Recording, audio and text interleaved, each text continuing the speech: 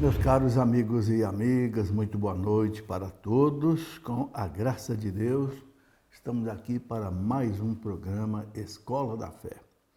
É aquilo que a Canção Nova tem de bom para oferecer a você, aquilo que está no coração da igreja, aquilo que veio lá de Jesus Cristo através dos apóstolos e chegou até nós. Né?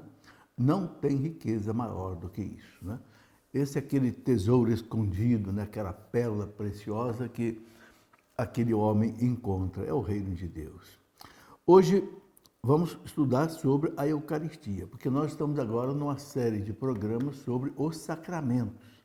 Já conversamos sobre o batismo, já conversamos sobre o sacramento da crisma. Hoje nós vamos conversar sobre o sacramento mais importante, que é o sacramento da Eucaristia. Por que é o mais importante? Porque é o sacramento em que o próprio Deus está presente nele. Né? Nos outros sacramentos, nós recebemos a graça de Deus, mas na Eucaristia nós recebemos o próprio Deus. Veja a diferença, né? Muito bem, nós vamos pedir a Deus a sua graça e a sua bênção. Em nome do Pai, do Filho e do Espírito Santo. Amém. Vinde, Espírito Santo, enchei os corações dos vossos fiéis e acendei neles o fogo do vosso amor. Enviai, Senhor, o teu Santo Espírito, e tudo será criado, renovareis a face da terra. Oremos, ó Deus, que instruíste os corações dos vossos fiéis com a luz do Espírito Santo. Fazei, Senhor, que nós apreciemos retamente todas as coisas, este belíssimo sacramento da Eucaristia, e gozamos sempre da sua consolação. Por Cristo nosso Senhor. Amém. Ave Maria, cheia de graça, o Senhor é convosco. Bendita sois vós entre as mulheres, e bendito é o fruto do vosso ventre, Jesus. Santa Maria, Mãe de Deus, rogai por nós, pecadores, agora e na hora de nossa morte. Amém. Glória ao Pai, ao Filho e ao Espírito Santo, como era no princípio, agora e sempre. Amém. São José, rogai por nós. Em nome do Pai, do Filho e do Espírito Santo. Amém. Meus amigos, antes de nós começarmos a conversar sobre a Sagrada Eucaristia, esse mistério maravilhoso, eu quero mostrar a vocês aqui essa publicação da Canção Nova para as crianças. Minha Quaresma de São Miguel. Está chegando aí a Quaresma de São Miguel, né? Começa dia 15 de agosto, vai até a festa de São Miguel Arcanjo, os Santos Arcanjos, né?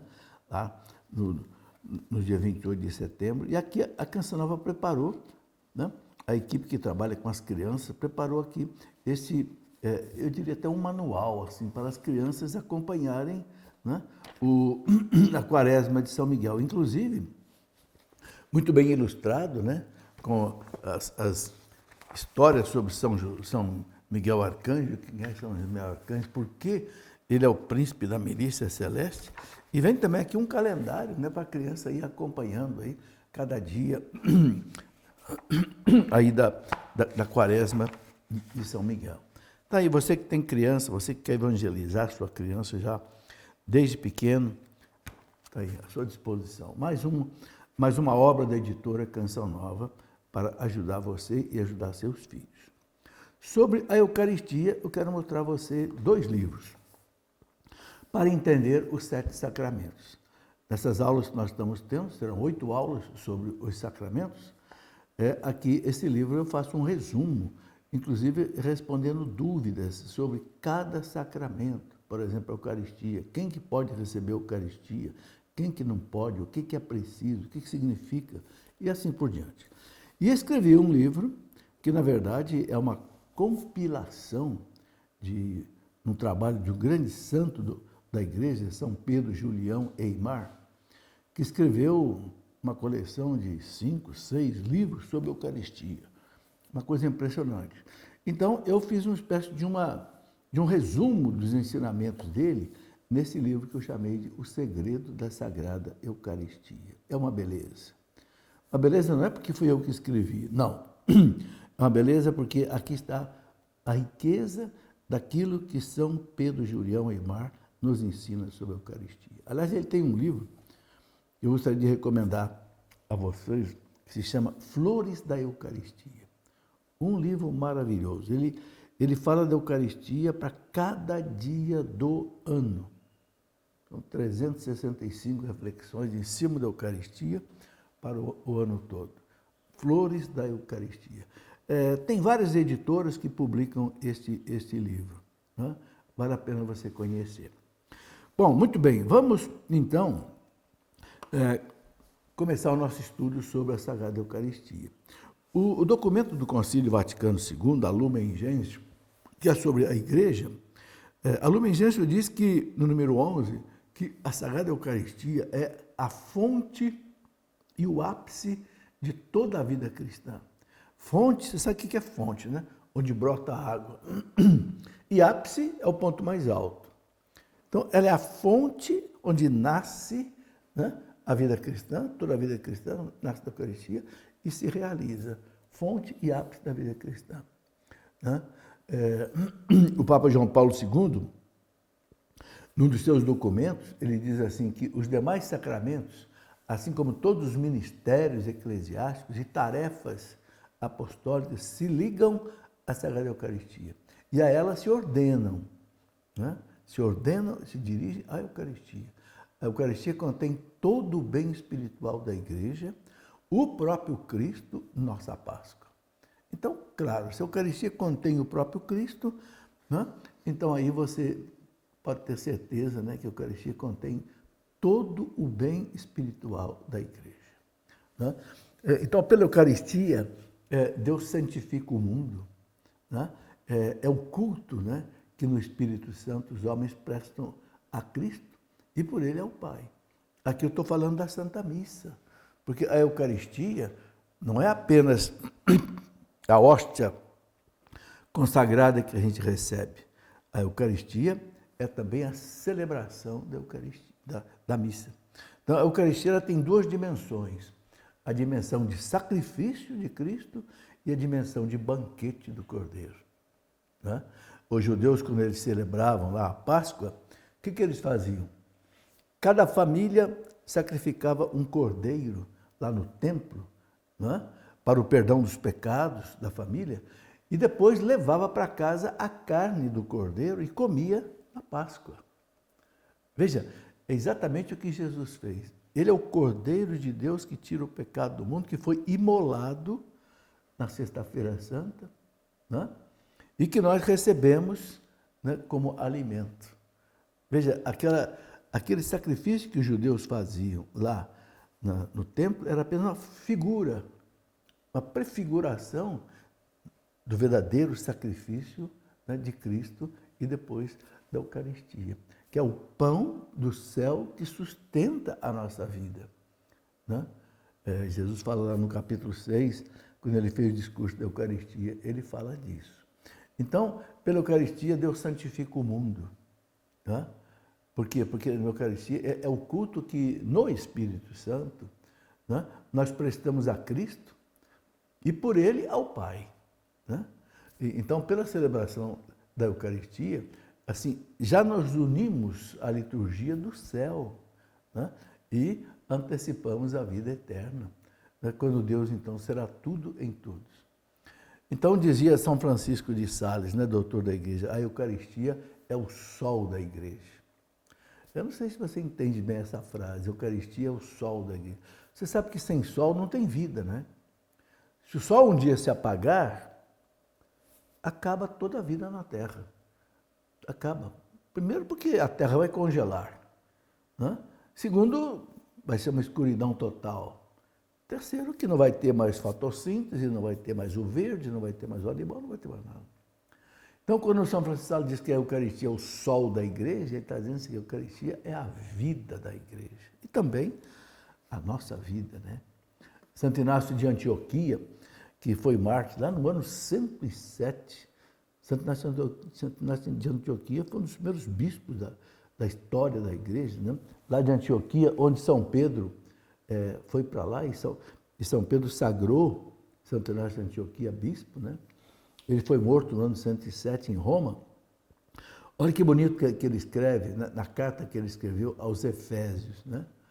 quando ele foi preso lá de Antioquia, foi levado até Roma, ele escreveu 7 cartas a várias comunidades onde ele passava. E na carta aos Efésios ele escreveu o seguinte, veja que apresentação bonita, esforçai-vos, portanto, por vos reunir mais frequentemente para celebrar a Eucaristia e o seu louvor. Pois quando realizais frequentemente reuniões, são aniquiladas as forças de Satanás e se desfaz seu malefício por vossa união na fé.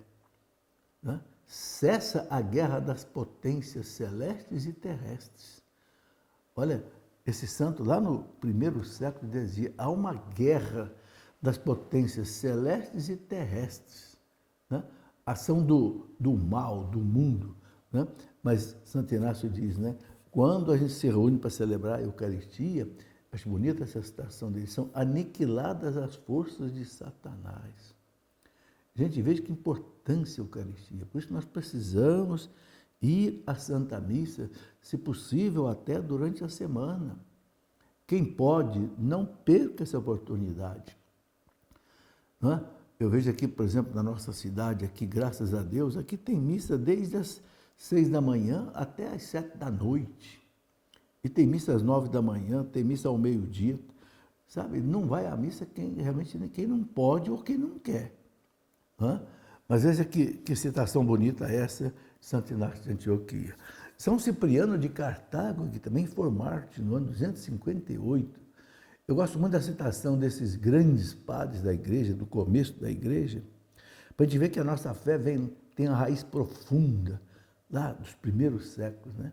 Então, São Cipriano de Cartago, ele dizia, né, no tempo de perseguição dos cristãos, ali pelo Império Romano, que a perseguição aos cristãos foi até o ano 313, né? Ali no norte da África, onde São Cipriano vivia, Cartago, ele dizia, os fiéis bebem diariamente do cálice do Senhor, para que possam também eles derramar o seu sangue por Cristo.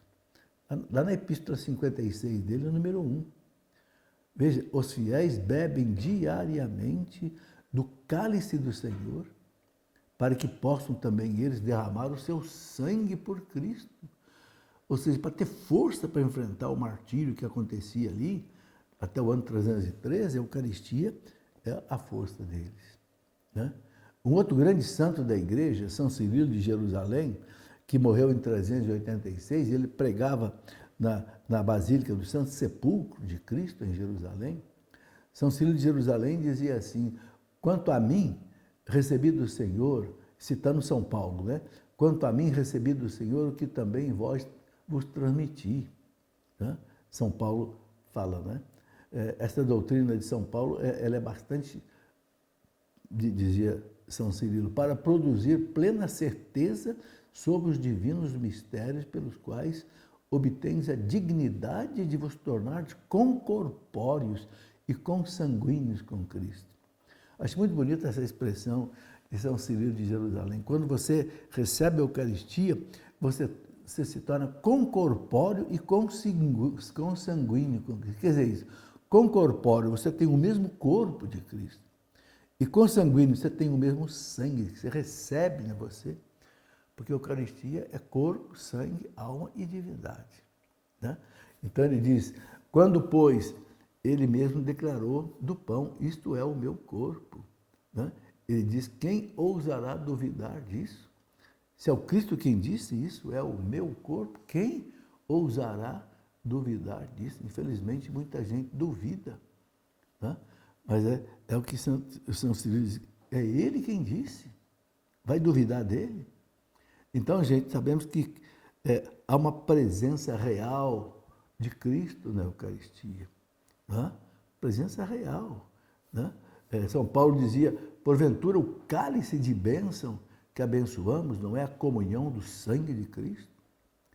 O pão que partimos não é, porventura, a comunhão com o corpo de Cristo? Está lá na primeira carta de São Paulo, capítulo 10, versículo 16 até 21. Né? Então, é uma coisa maravilhosa. Eu penso que vocês todos já leram o capítulo 6 do Evangelho de São João. na Sagrada Escritura, no capítulo 6 de São João, Jesus faz o discurso da Eucaristia. Né? No discurso da Eucaristia, capítulo 6 de São João, é uma coisa impressionante que eu queria aqui meditar um pouco com vocês. O capítulo 6 de São João é o capítulo mais longo da Bíblia. Da Bíblia não, do Evangelho. Né? Ele tem 71 versículos. Né? Ali Jesus ele faz o grande discurso da Eucaristia, né? Ali na sinagoga de Cafarnaum. Cafarnaum é aquela cidade onde Jesus morava, na casa de Pedro, às margens do mar da Galileia. Né? Então, eu quero refletir com você, peço até que se você tiver aí com a sua Bíblia, se você quiser pegar aí a sua Bíblia, no capítulo 6 do Evangelho de São João, a gente vai fazer um intervalo agora, e nesse intervalo você podia pegar aí a sua Bíblia e acompanhar comigo a reflexão que eu vou fazer aqui sobre esse capítulo 6, que é exatamente sobre a Eucaristia. Tá bem? Então, a gente já volta daqui a pouquinho. Meus amigos e amigas já estão de volta aqui na nossa Escola da Fé, conversando hoje sobre a Eucaristia. Faremos 2 programas sobre isso, hoje e na próxima quinta-feira, ok? Então, assista os 2 para você ter um ensinamento assim bem completo sobre a Sagrada Eucaristia. Mas antes de continuar, eu gostaria de lembrar você o seguinte, não esqueça da Canção Nova, né? Por que você consegue assistir esses programas todos da Canção Nova? Transmissões lá de Roma, do Vaticano, transmissões aqui de vários lugares do Brasil, né? A maravilha das pregações, né? Meu Deus, tanta maravilha, né? Essa nossa Escola da Fé que já vai para quase 30 anos, é porque você contribui com a Canção Nova. Porque a Canção Nova não tem renda. A Canção Nova, ela vive exatamente das doações. E olha, gente, isso já tem mais de 40 anos. É aquilo que o Sr. Jonas dizia, né? Deus proverá, né? E provê mesmo. Quando se faz a obra dele, ele provê. Então, eu queria dizer a você assim, quais são as maneiras que você pode contribuir com a Canção Nova. Uma delas que eu acho muito prática é pelo Pix. pix.doação@cançãonova.com. Muito simples. Né? Pega o celular aí, faz. Né? Agora, você pode também contribuir pelo boleto bancário. Você autoriza o banco, num dia do mês, a depositar para a Canção Nova um determinado valor. É uma maneira. Outra maneira é o cartão de crédito. Você pode também usar o cartão de crédito. O valor que você escolher vem direto aí na sua fatura. Tá certo? E também o débito automático, né? Você pode escolher o melhor dia, como eu já falei, e tem o Pix também. Agora, uma coisa importante, está aqui, ó. Se você escolher as opções de cartão de crédito ou débito automático, não esqueça, você receberá de presente um lindo terço de Nossa Senhora Auxiliadora. Olha que beleza. Vou repetir, se você escolher as opções de cartão de crédito ou débito automático, você vai receber um terço maravilhoso de Nossa Senhora Auxiliadora. Agora, qualquer outra dúvida, gente, liga para o telefone 12 31 86 2600, que também é WhatsApp. Você pode acessar pelo celular. Aí você faz a sua contribuição. Olha, não esqueça, Jesus disse, aquele que é fiel no pouco, lhe será dado muito. Você dá um pouco para Deus, Deus vai te dar muito. E esse muito, não estou falando aqui de riqueza material, vai te dar uma casa na praia, né? Não, Deus vai te dar a paz, a bênção e a vida eterna. É isso aí. Mas vamos em frente. Eu estava falando então que nós vamos refletir um pouquinho sobre o capítulo 6 de São João. Veja que coisa bonita esse capítulo 6. Jesus ia fazer o discurso da Eucaristia. Jesus sabia que ia ser muito difícil as pessoas aceitarem o discurso dele. Ele dizia, quem come a minha carne, bebe meu sangue, permanece em mim e eu nele. Né? Viverá por mim, eu o ressuscitarei no último dia. Está tudo aqui no capítulo 6. Então Jesus prepara o povo e prepara os discípulos para esse grande discurso que ele ia fazer na sinagoga de Cafarnaum. Então o capítulo 6 começa com que Jesus fazendo a multiplicação dos pães. Era de tarde, final do dia, o povo não tinha mais o que comer no deserto, ele então faz a multiplicação dos pães. Pega 5 pães e 2 peixes e multiplica para o povo. O que Jesus está mostrando com isso? Ele tem o poder sobre o pão, porque depois ele vai dizer, esse pão aqui é o meu corpo, né? O pão consagrado. Então, ele mostra porque ele tem um poder sobre o pão, ele multiplica o pão com o poder da palavra dele. E dá para os apóstolos distribuírem para o povo, ainda sobraram 12 cestos cheios. Que coisa maravilhosa, né? Que milagre extraordinário. O Catecismo da Igreja, no parágrafo 1335, fala que o milagre da multiplicação dos pães é uma prefiguração da Eucaristia. Lá na multiplicação dos pães, Jesus multiplicou o pão da terra e distribuiu para o povo. Agora ele multiplica o pão do céu na missa e o sacerdote distribui para o povo. Por isso que o sacerdote é o primeiro que distribui a Eucaristia, porque Jesus na Santa Ceia é ele que distribui a Eucaristia, né, para os discípulos. Bom, depois que Jesus multiplicou os pães, ele mandou o povo ir embora, o povo queria fazê-lo rei, ele diz, não, eu não vim para ser rei terreno, não, eu sou o rei do céu. Então ele se retira para a montanha para rezar, passa a noite rezando, mas quando chega lá nas 3 horas da madrugada, ele percebe que os discípulos, que ele tinha mandado os discípulos irem daquele lugar ali para Cafarnaum, uma travessia de mais ou menos, hoje, num barco com motor, mais ou menos uns 40 minutos. Sair de Tiberíades e até Cafarnaum. Quem faz a peregrinação, a Canção Nova, já fez essa travessia naquela escuna, né? Muito bem. Então, ele percebe na madrugada que os apóstolos não conseguiam remar e chegar até Cafarnaum, porque estava uma tempestade, estava uma ventania. E aí, então, o que Jesus faz? Ele vai encontrar com os discípulos andando sobre as águas. São Marcos narra que os discípulos ficaram até com medo, gritaram de medo, acharam que era um fantasma. E Jesus diz, não, não sou um fantasma, não, sou eu mesmo. Fiquem tranquilos, acontece até aquele episódio interessante, né? São Pedro é homem intempestivo, né? Se é o Senhor mesmo, se não é fantasma, faça com que eu vá ir até o Senhor. E Jesus disse, venha, Pedro. E Pedro saiu da barca e começou a andar no meio daquela... Mas aí, diz o evangelista, né, que ele duvidou. Ao invés de olhar para Jesus, ele ficou olhando para a tempestade, para o barulho do mar, e aí Pedro começou a afundar.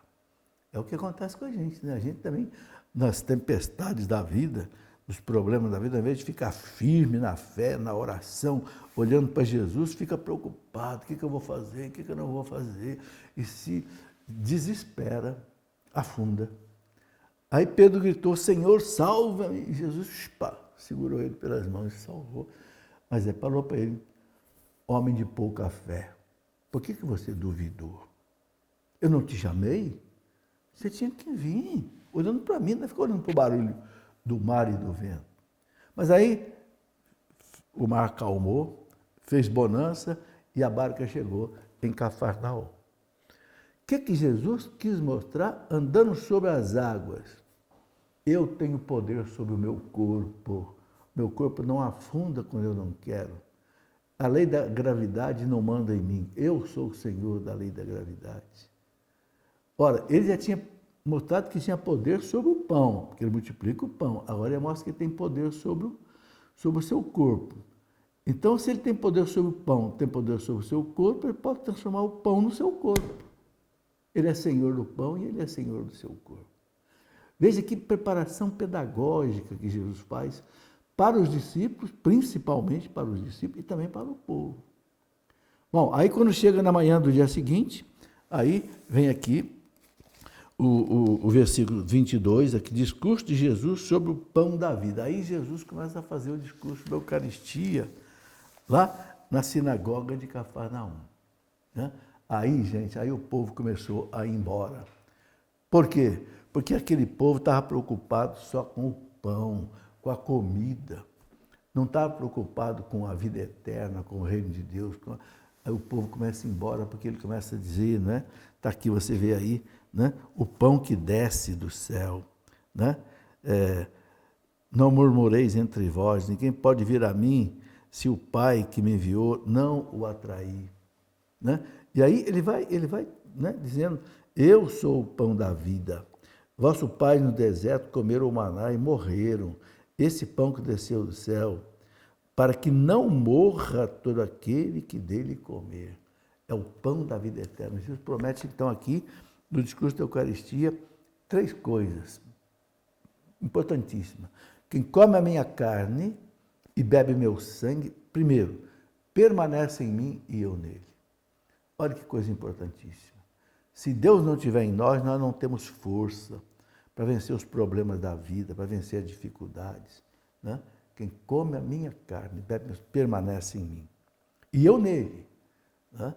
Lembra que lá na Santa Ceia, no capítulo 15 de São João, Jesus disse para os apóstolos na Santa Ceia, permanecei em mim e eu permanecerei em vós, porque sem mim nada podeis fazer. Sem mim nada podeis fazer. Ele faz aquela comparação. Eu sou o tronco, vocês são os ramos. Se o ramo não estiver enxertado no tronco, se o ramo for cortado, ele seca e morre. O que Jesus está dizendo? Se ele não permanecer em nós, nós não damos fruto. Né? Então, ele fala, quem come a minha carne e bebe meu sangue, permanece em mim e eu nele. Então, a Eucaristia é, vamos dizer assim, o jeito que Jesus encontrou para ele permanecer em nós de maneira assim, substancial. Quando você recebe a Eucaristia, a hóstia consagrada, você recebe o corpo, sangue, alma e divindade de Cristo. Enquanto a hóstia está no nosso organismo, Cristo está ali fisicamente, substancialmente. Agora, depois que a hóstia se dissolve no organismo, depois de uns 10 minutos, mais ou menos, aí o que acontece? Aí ele fica em nós pelo Espírito Santo. Ele não nos abandona, só que é uma presença agora diferente, mas real. Então, Jesus diz, quem come a minha carne e bebe meu sangue, permanece em mim ou nele. Segundo, viverá por mim. Está aqui, no parágrafo, no versículo 56 em diante, viverá por mim, ou seja, você vai viver com a minha força, com a minha alegria, né? Com a minha perseverança. Você não vai desanimar nas lutas da vida, viverá por mim. Você não vai viver com a sua fraqueza, com a sua miséria. E terceira promessa, eu o ressuscitarei no último dia. Então, a Eucaristia é penhor de vida eterna. Penhor quer dizer garantia, né? Garantia de vida eterna. Olha, gente, que coisa maravilhosa. Permanece em mim e eu nele, viverá por mim, eu o ressuscitarei no último dia. É muito bonito, né? Então, a gente vê aí que nesse capítulo 6 de São João, aí diz aqui o Evangelho que o povo começou a ir embora. O povo começou a dizer, nossa, eu acho que esse homem está louco. Dar a sua carne para a gente comer, seu sangue, nós não somos antropófagos, né? Nós não somos canibais. Mas não, Jesus estava falando de maneira espiritual. Mas é aquela história, né? Quem não tem a graça de Deus, quem está preocupado com o bolso e não com Deus, não entende as coisas de Deus. E o povo começou a ir embora. E parece que os próprios discípulos começaram a balançar, né? Os apóstolos. Então Jesus chega e fala para eles, vocês também não querem ir embora? Está aqui, ó, no final do texto aqui, né? Desde então, muitos, né, dos seus discípulos se retiraram. Discípulos, gente que já seguia Jesus. Desde então, muitos dos seus discípulos se retiraram e já não andaram com ele. Então Jesus perguntou aos 12, quereis vós também retirar-vos? Vocês também, vocês que viram eu multiplicar os pães, vocês que viram eu andar sobre as águas para socorrer vocês também não querem ir embora? Pode ir. Não vou segurar ninguém aqui não.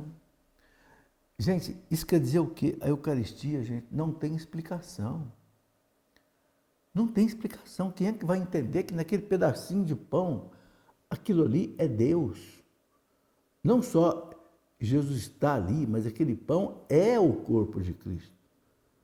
Quando você ingere aquele pão, você está ingerindo o corpo de Cristo de maneira maravilhosa. E aí eu vou explicar depois o que significa essa transubstanciação. Então, diante da Eucaristia, gente, não tem jeito, é pegar ou largar. Ou você acredita que Jesus é Deus e Ele pode tudo, porque para Deus nada é impossível. Jesus disse, né? O anjo disse à Virgem Maria, para Deus nada é impossível. Por isso que Isabel velha vai ficar grávida, a sua prima. Então, ou a gente acredita que Jesus, Ele pode tudo, e realmente a Eucaristia é o que Ele disse, isto é o meu corpo, ou então, meu amigo, vai embora, porque Jesus não vai te dar explicação nenhuma mais. É como Ele fez com os discípulos. Vocês também não querem ir embora? Eu já dei a explicação para vocês. Eu multipliquei pães, eu andei sobre as águas, eu tenho poder sobre o pão, tenho poder sobre o meu corpo, eu sou Deus. Entende? E aí, bonito, né? Pedro responde, Senhor, a quem nós iremos? Só Tu tens palavras de vida eterna. Nós sabemos e cremos que Tu és o Filho de Deus. Beleza, né? Por isso que Pedro foi escolhido mesmo para ser o primeiro Papa, né? Porque Pedro era o porta-voz do discípulo. Pedro era aquele homem que, ao mesmo tempo que ele pagou aquele vexame, afundando na água lá por falta de fé, agora Pedro renova a sua fé. Não, Senhor, nós vamos ficar aqui, nós não vamos embora, não. E é o que nós temos que fazer também. Pedro certamente pensou, Senhor, nós também não entendemos, mas nós cremos em Ti. Então é isso, gente, a Eucaristia, ninguém vai entender nada, mas nós cremos. Cremos porque Ele disse que é o corpo dEle, é o sangue dEle, é a alma dEle, é a divindade dEle. Veja bem, é corpo, sangue, alma humana, que não se confunde com o verbo, que é a pessoa de Cristo. Né? Corpo, sangue, alma e divindade, é o verbo que está ali também. Entenderam? Então, esse capítulo 6 de São João vale a pena você ler assim, bem devagar, meditando, para você ver que maravilha, né? Como Jesus preparou os discípulos e prepara nós também para esse milagre maravilhoso da Eucaristia.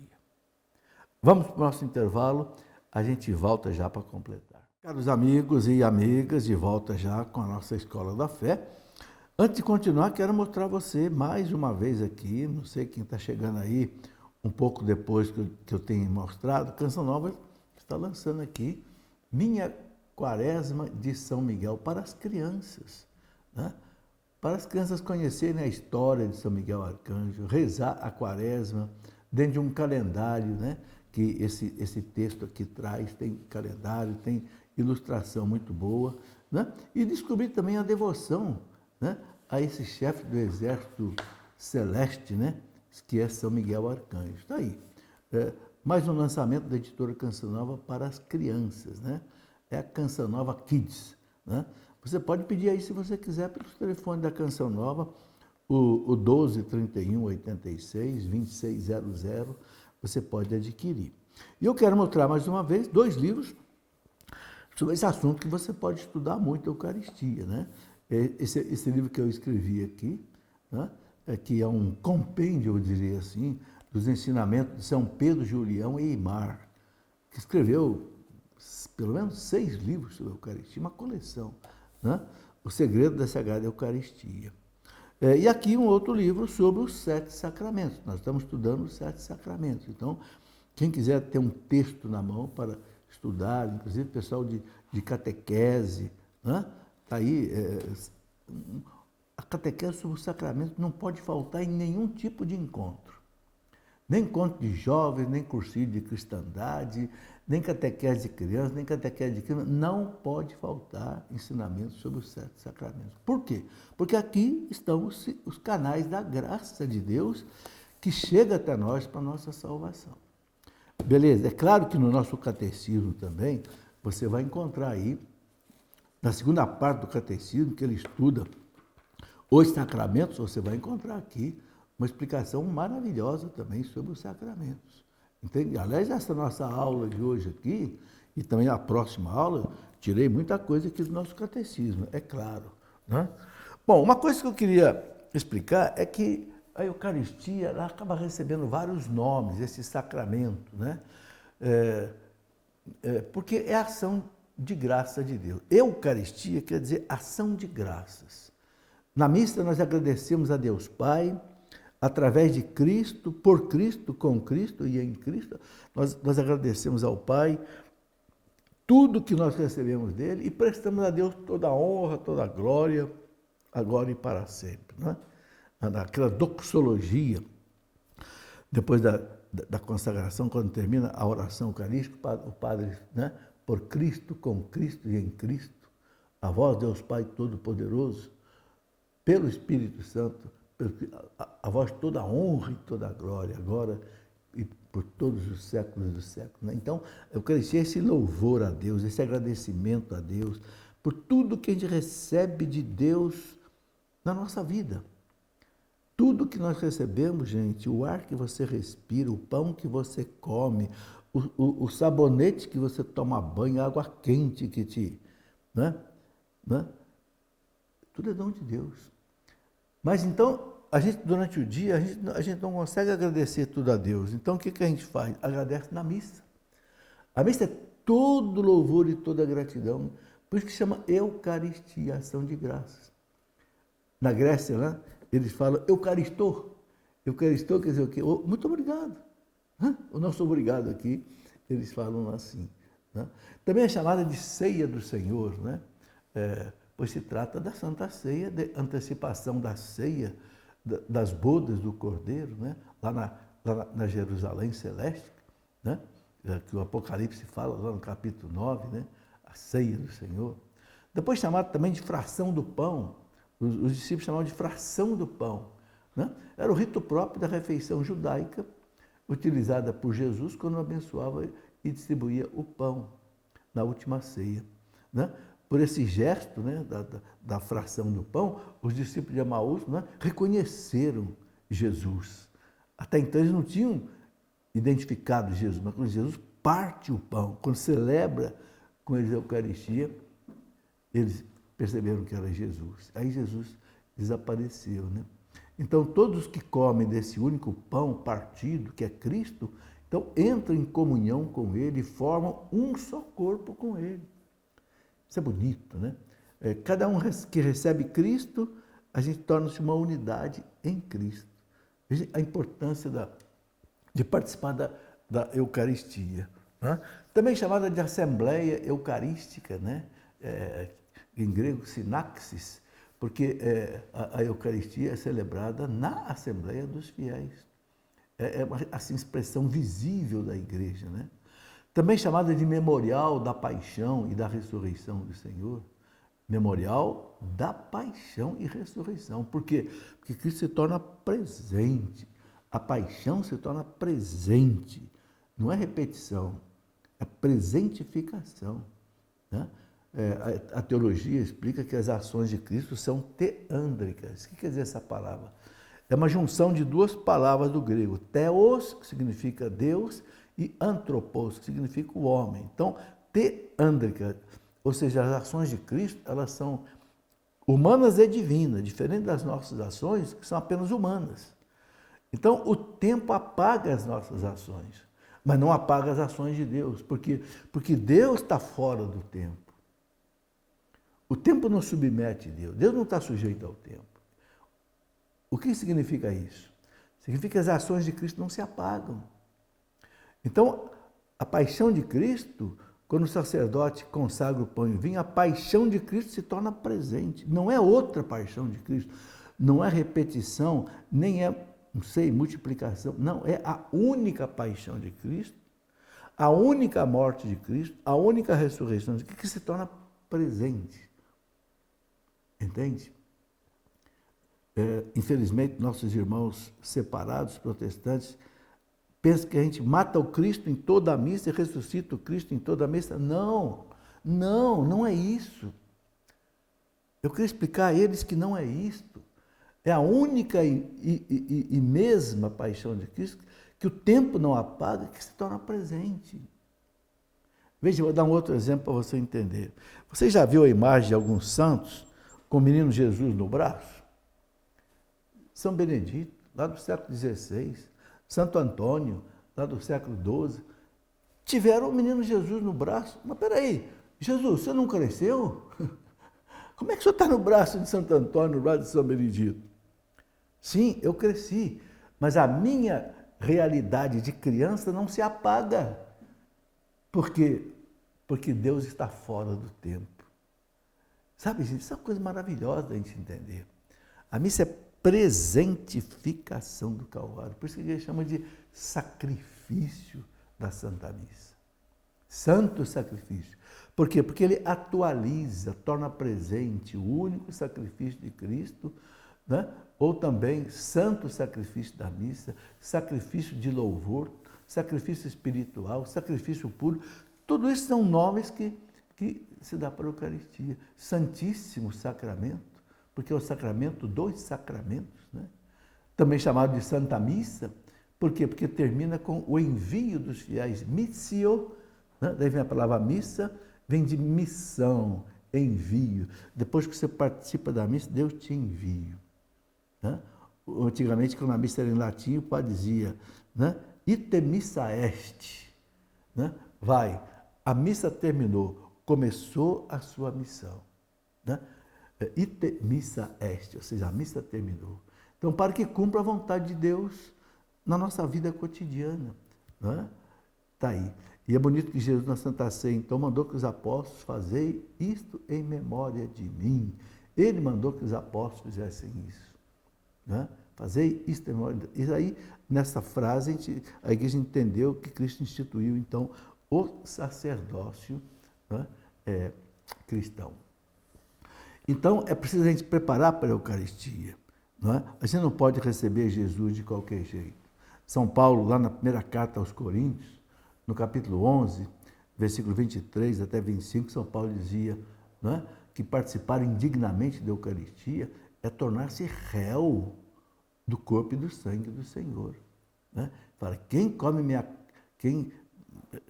participa do corpo sem se examinar, então é preciso comungar em estado de graça. Quem cometeu um pecado grave não pode comungar. Precisa primeiro confessar. Não é todo pecado que é grave, mas o pecado que fere os mandamentos da igreja de maneira grave, né? Por exemplo, não roubar. Uma coisa é você roubar uma canetinha que custa aí R$2, seria um pecado talvez genial, e você roubar aí um dinheiro grande que prejudica alguém, ou participar de corrupção, participar de propina, aí é um pecado grave. Então, o pecado grave é aquele pecado que é grave, não é uma falta pequena. Né?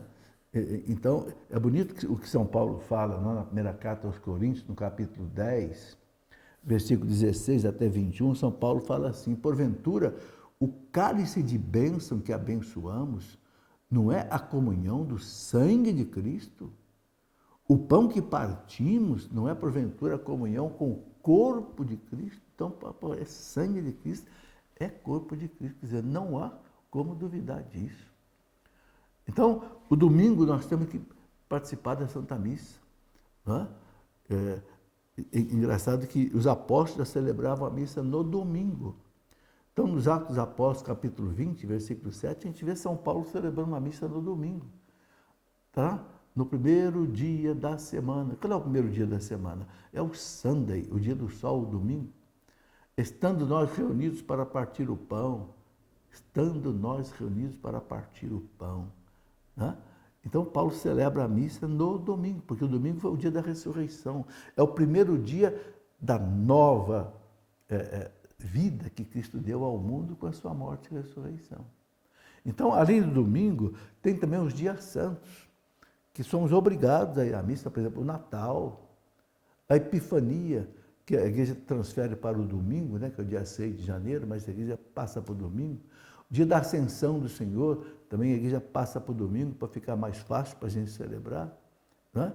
Depois, Corpus Christi, aí é quinta-feira, aí esse não muda. É dia santo. né? Dia de Santa Maria, Mãe de Deus, dia 1º de janeiro, é dia santo. Dia da Imaculada Conceição de Nossa Senhora, 8 de dezembro, dia santo. Assunção de Nossa Senhora, 15 de agosto, mas aí, aqui no Brasil, é transferido para o domingo. Né? Depois, festa também de São Pedro e São Paulo, mas também cai num domingo, passa para domingo.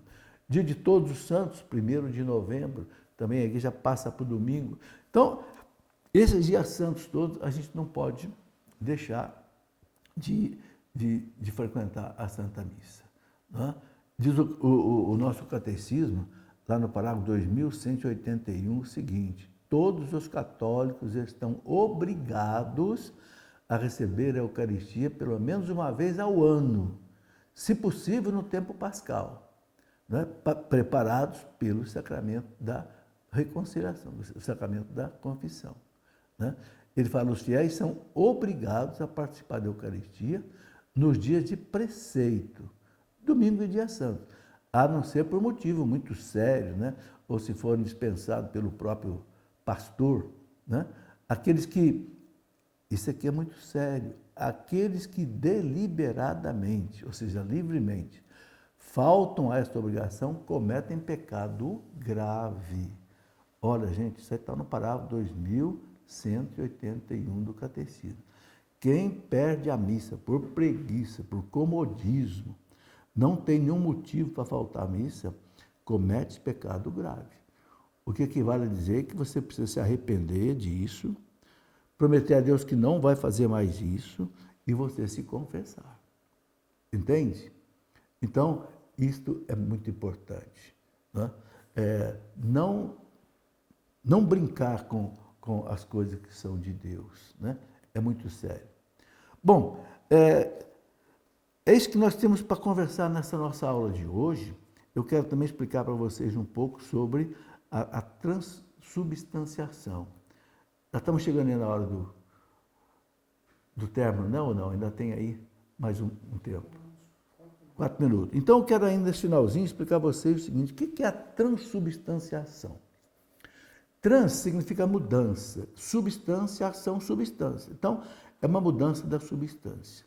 O que é substância? Quero explicar isso daqui. Substância é aquilo que faz a gente ser o que a gente é. Por que eu sou homem? Porque eu tenho olhos, ouvidos, nariz, boca? Não, os animais também têm. Por que eu sou homem? Porque eu sou alto, sou baixo, sou branco, sou negro? Não, peraí, então o que me faz ser homem? É aquilo que você não vê em mim, a alma. Onde está a inteligência, a liberdade, a vontade, a memória, a consciência, que você não vê. Então, substância é aquilo que faz o ser o que ele é, que você não vê. Então, você tem o pão, é aquilo que você vê, é aparência. E aquilo que você não vê é substância.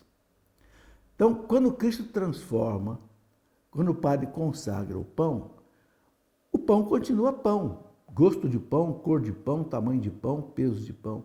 Mas muda a substância que você não vê, que faz o pão ser pão. Aí eu vou dar três exemplos. Quando Cristo multiplicou os pães, ele manteve a aparência, né?